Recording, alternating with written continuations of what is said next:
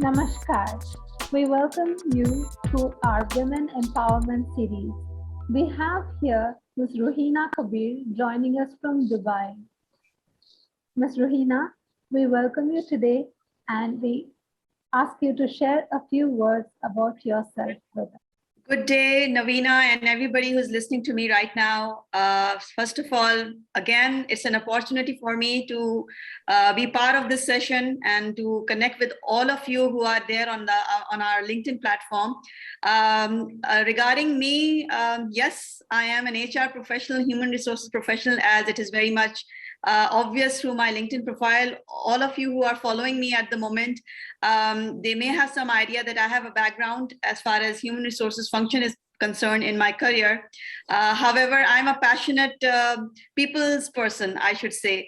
I love interacting with people because I feel that, all those experiences that I have gained, whether as far my career is concerned, whether it is my personal life is concerned, is through the people that I have interacted with. So yes, I'm an HR professional. My expertise into recruitment, in personal development, and yes, that is it. So I'm based in Dubai at the moment, and here I am. What does women empowerment mean to you? All right. To begin with, I will share my understanding on what is empowerment. Okay. So I feel empowerment is an ability to take decisions and own it. So because I am a strong believer that God has empowered all of us by birth. And that is why we see, children, every child taking his or her own decisions without any hesitation. When we see a child, he tries to make his own choices, his or her own choices at his free will. And in that process, he may fall, hurt himself. Yet, when we observe a child, that he tries again and again till he succeeds. So, by virtue of that, I believe that empowerment is the gift we are born with. We don't have to chase it. We don't have to fight for it. We have to have that feeling inside that it is a gift that has been gifted to us innate. But unfortunately, Naveena, the reason that we are having this discussion is that as we step into, as we grow older, okay, we step into that denial phase. And then we become enslaved. And then, we enslave ourselves to external validations. So that is why we feel that, oh my God, where is empowerment gone? So first of all, we have to look inside ourselves and see that empowerment is there within us. So beautifully put it there for us. It's very true. When we are born as a child, we are born with full confidence that we can do anything, and divine is actually guiding us and taking care of us. All we do is just cry out for food and food is provided to us. That is the amount of confidence we have when we are children with our parents or with anybody around regarding to what we want. And we are so sure about what we want next. But that kind of like disappears after some time. It's very true. And we have to unlearn those other habits which allow us to go into self-denial mode to come back and get in touch with our inner child. So why do you think this is a very important subject for you? See, this is a very common story, which I'm sure most of our audience would have heard, but let me put it this way in the context of empowerment. See, I read a story which said that there was a bird who was put in a cage since birth. Okay. Now, this bird was fed very nicely. The owner was used to express love and attention towards his bird. But the only thing that he never did was to take out his bird and, sometimes open the door of the cage and let the bird come out of the cage. He always took care of this bird inside the cage. Okay. But there was a time when this owner died. Okay. And this bird was taken over by another person. Now, the new owner believed that birds are not supposed to be kept inside a cage. And so he opened the door of the cage and pulled out the bird so that it can fly up in the air. So Naveena, you tell me, what do you think would have happened? The bird would not have been able to fly because it's so used. Absolutely. Absolutely. You know what happened? As you rightly said, the bird couldn't flap his wings because he was never, accustomed to that thing. He was like, okay, this world, this cage, this boundary is my world. The max that he used to do was to, just move a little bit here and there, whatever the space was given to him. So I believe that empowerment, when we talk about empowerment, and especially since the subject, or we are very much, talking about in the context of women empowerment, we women across the globe, we are like these birds living in this cage, okay? And we become, women become oblivious to their own capability, that we have been given this gift of wings, and we can flap it, and we can fly and live a life of a free bird in this open world. So your question was that why is it important? So I'll tell you why it is important. The lack of empowerment is putting ourselves in this cage and disrespecting the gift that have been blessed to us. Okay, so the repercussions are that we not only deprive ourselves of the full potential, the full capacity we are born with, just like a bird. The bird is being blessed with the wing that he can fly up in the air, roam around, see the world. The world can see him as in return. And secondly, we neglect to serve the community. See, as women, we have been blessed certain potential. Men has been blessed certain potential, some certain capabilities, certain skills. We at the same time, right? So if we deprive ourselves, if we deny, if we keep on saying that we are not empowered, we don't have that skills, we don't have that space. So how will we be able to serve the community in the best possible way we can do it? So that is what. And I believe before we get into that discussion, that how to overcome it and what to do, what not to do, I believe, as I started saying, that first we need to believe that empowerment is a gift. It's there inside you. You just have to look inside and realize it and understand it and go for it. Now, when we are seeing how important it is, and we are seeing the repercussions of it, how do you think that we can, inculcate this into the system which is there right now? I will tell you how to overcome or what can be done. There are obviously there are a lot of institutions and societies and forums that across the globe that are talking about it, and not only talking, they are taking further steps. So what we see, that there's a lack of empowerment, what we see is that inadequate confidence, lack of decisiveness. If I am not empowered, I will feel poor about myself. I will have a poor self-image, compromised results. These are all the penalties, that a system suffers when there's a lack of empowerment. Okay, and no system, no environment is empty, or you can say that it's free from both the genders. We are, men and women both are everywhere, right? In every system, in every society. I was listening, Naveena, I was listening to a TED talk few days ago. It was a TED talk addressed by a lady who belong to a Maasai community. This community is from Kenya, if you have ever heard about it. Basically, in this community was originated, I found out that it was originated mid-19th century, where women are not sent to schools, okay? They are made to undergo body modifications, including shaving of their heads. If you have seen some pictures on Google or internet or any documentaries, you would have seen there are women who have, stretched earlobes, and they go through some genital modifications as well. So what this lady who was, who was giving this TED talk, she was one of those few women from the society who stepped up and established a school, making an effort to bring a paradigm shift in the whole culture, in the overall culture and mindset of this Maasai community.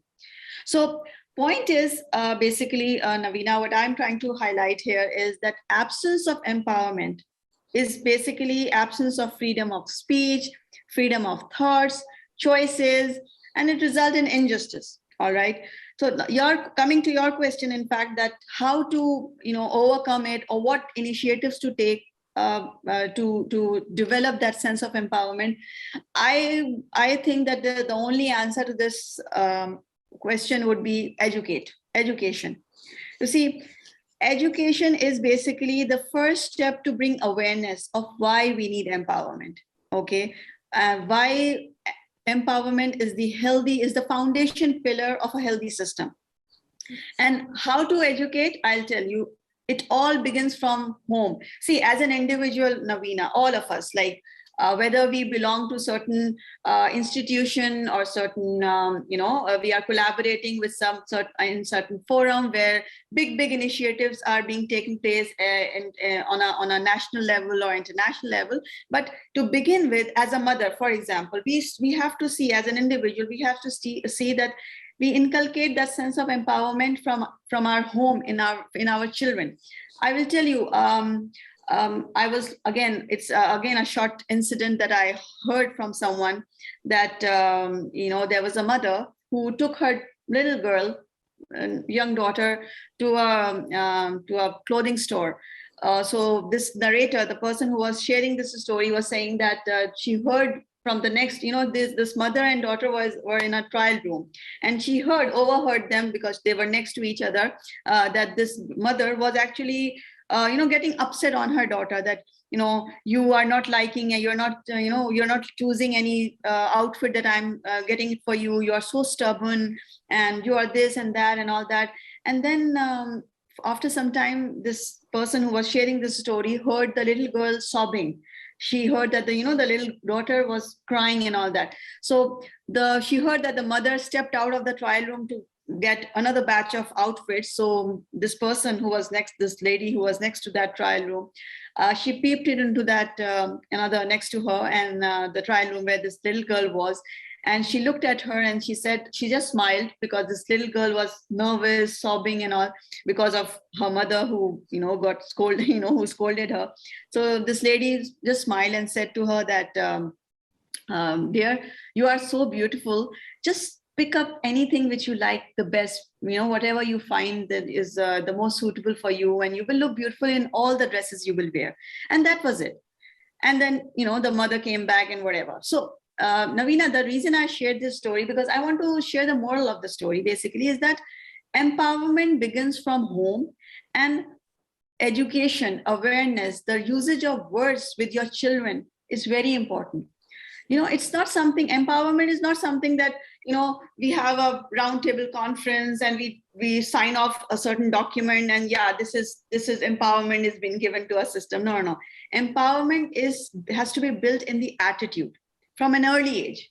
So we have to teach our children, our boys and girls especially, that how to empower you, how you should seek empowerment. So this is what I believe, that empowerment is, to start building a sense of empowerment in your children from a young age, and to help them build that in their character as they grow. Because these children, when they will grow, they will contribute in the society, in the work environment, wherever, in whatever position they get into. I agree with both the points you shared here just now. One about the Maasai community. I have heard about a woman from the same tribe from Kenya. She went through the same issues. Then she somehow found her way to Europe, where she established herself as a beautiful black model for one of the top fashionable agencies. And she True. regarded as one of the most beautiful models around the whole Absolutely.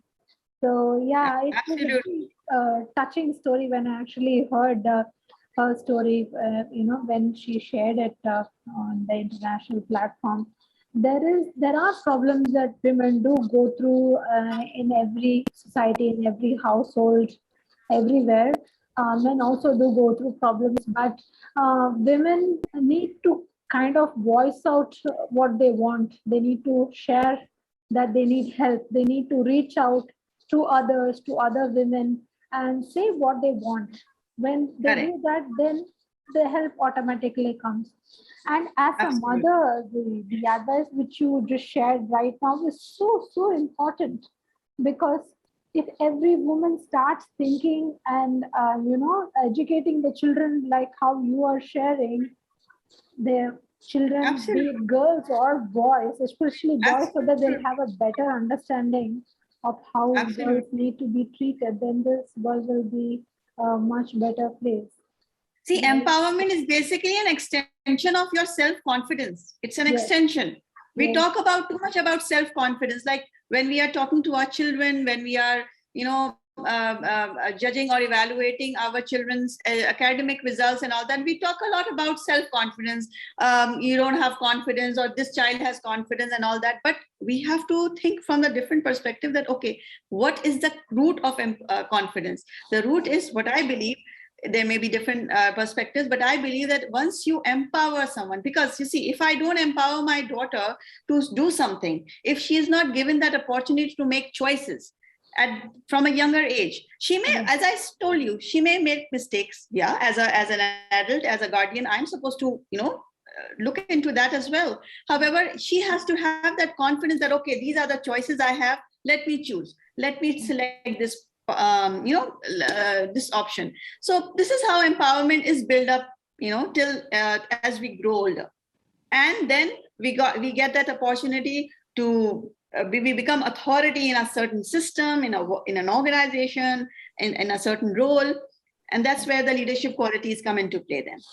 The freedom for the child, be it a male or a female child, starts from home. And the best Correct. person to give that education to the child is the mother. For all the mothers who are listening out there, I think this is very important, and they should also start following it at their own homes. So the last question I have for you today is, what are the signs of an empowered system or environment, both in social and professional environment? What do you have to say about that? Naveena, I believe good communication is a strong sign of an empowered person or empowered system. Okay, communication, which includes both listening and then speaking. As you rightly mentioned just a while ago, that first of all, of course, listening is important. You have to listen to your environment, to your surroundings. And when I say listening, meaning understanding what is, what is being said to you or being communicated to you, and at the same time speaking, as you rightly mentioned just a while ago, that we have to speak up, we have to express what's going on in our heart and mind. And so I believe the signs are healthy signs of empowered system is that you have to take ownership. An empowered system or an empowered person takes ownership of her life. She doesn't sit, like if we talk about women, she doesn't sit at the back seat, but in the front behind the wheels to drive her own journey of life. See, I'll tell you an example, my personal example, Naveena. It may be very, very petty example, but trust me, I'm sure you will be able to relate to it. I was given this name, Ruheena Kabir, on my birth. Ruheena, my first name, Kabir, my surname, and Kabir is my father's name. Okay. I opted to carry it even after I got married. I have chosen to carry on with my identity because I personally believe that Kabir, that is my father's name, Ruheena Kabir, is my identity. And that doesn't mean that at all that I am compromising on my marital identity or my marriage or anything of that sort, with my spouse and anything. However, but my point, but there have been so many instances in my surroundings, in my culture, in my society, and I'm sure, Naveena, you will relate to it, that women, for some reason, God knows why, I mean, they have differences of opinion, that they change their names. It's very common after they get married. And I'm not saying that this is wrong or right, because that is something that's a separate discussion. But my point is, I was asked, by the way, I was asked to change my name as well once when I got married. And I was like, well, I don't see any need for it. Officially, professionally, legally, there's no need to it. Okay. So I can carry on with my father's name as my surname. So what my point is that it can be as simple as carrying your own name. I'm not saying that this is right or wrong. I'm not debating on that. People have different perspectives, but I'm just saying that as simple as carrying on my own name is, I felt empowered. Okay, this is my identity. I will carry on with that. So, and secondly, there, you have to, again, as you were saying very rightly, you have to talk, you have to speak to people. And most importantly, as my LinkedIn newsletter, Personal Dialogue, I'm a strong advocate of establishing healthy self-talk. Self-talk is very important. It inspires you, it influences you. You have to reflect what is your strengths, what you want in life. So you have to block all those noises coming from outside that bullies you, and you to think in a certain way about yourself.